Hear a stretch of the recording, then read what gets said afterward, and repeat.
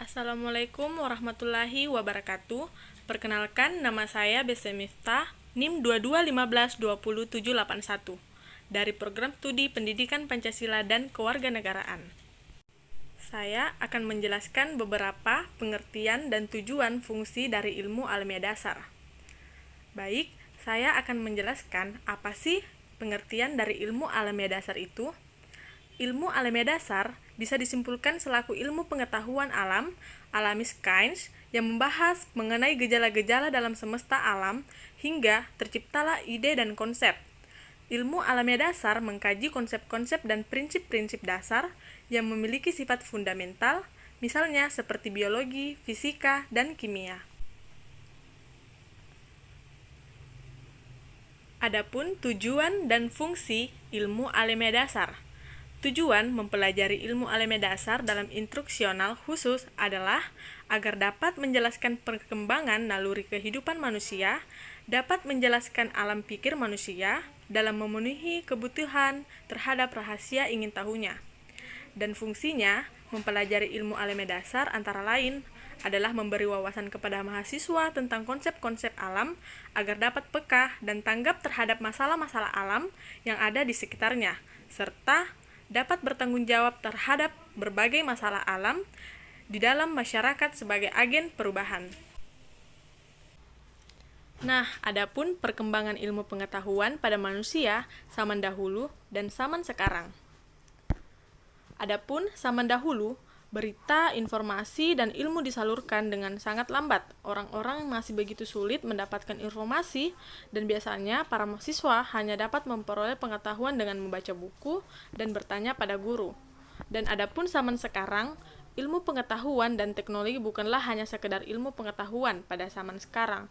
Ilmu pengetahuan sudah mencoba inovasi-inovasi baru, baik dari ilmuwan maupun mahasiswa yang terus dikembangkan oleh para ilmuwan, agar generasi bangsa juga bisa membuat atau menghasilkan teknologi yang modern.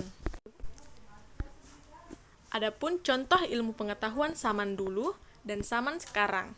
Contohnya, zaman dahulu ketika ingin mendapatkan informasi hanya melalui koran atau surat kabar dan radio.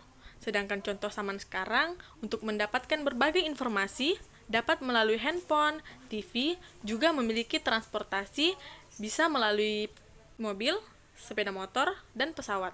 Adapun penjelasan metode ilmiah.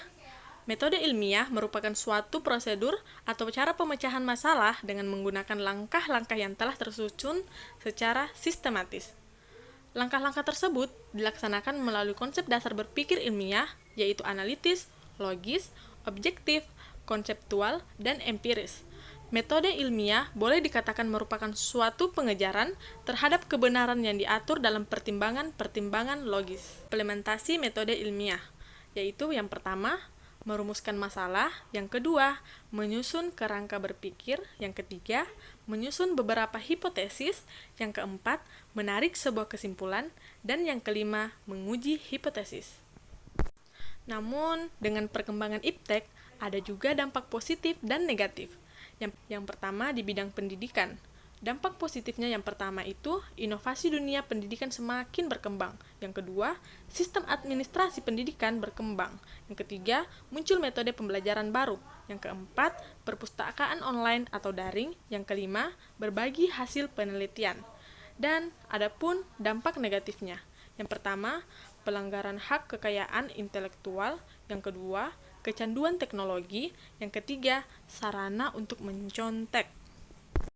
Berikutnya, bidang pemerintahan. Ada juga dampak positif dan dampak negatif. Yang pertama itu dampak positif. Yang pertama, pelayanan lebih baik. Yang kedua, pelaksanaan yang efisien. Yang ketiga, adanya CCTV. Yang keempat, akses informasi. Namun, ada juga dampak negatifnya. Yang pertama itu biaya yang besar, privasi sulit dijaga, dan jangkauan akses. Berikut, bidang ekonomi. Dampak positifnya, produktivitas industri meningkat. Yang kedua, pembayaran secara online. Adapun dampak negatif juga, yaitu risiko belanja online, pencurian data kartu kredit atau kartu debit. Contoh perkembangan iptek, yang pertama, telepon seluler, yang kedua, satelit, yang ketiga, televisi, yang keempat, komputer, yang kelima, transportasi, yang terakhir, internet. Nah, itulah tadi beberapa penjelasan dari saya. Sekian dan terima kasih. Wassalamualaikum warahmatullahi wabarakatuh.